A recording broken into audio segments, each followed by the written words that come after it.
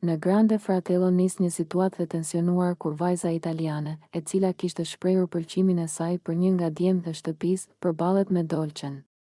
Ajo fillon të bëhet dukshëm xheloze, sidomos pasi vëren se djali i kushton gjithnjë e më shumë vëmendje Dolces.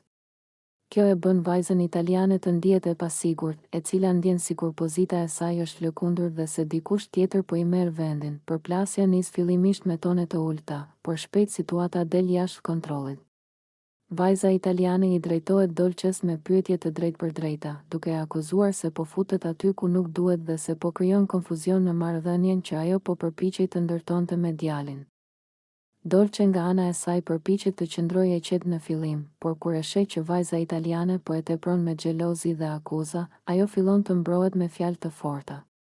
Banorët e tjerë të shtëpisë i dëgjojnë zërat që ngrihen dhe afrohen për të kuptuar ç'po ndodh.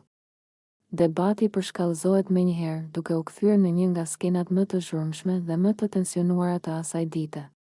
Vajza italiane thotë se nuk ndihet as pak mirë me sjelljen e Dolces dhe akuzon se po krijon drama të panevojshme, ndërsa Dolce kundërshton duke thënë se ajo nuk i ka bërë asgjë të keqe askujt dhe se çdo kush është i lirë të flasë me këtë dëshirojë.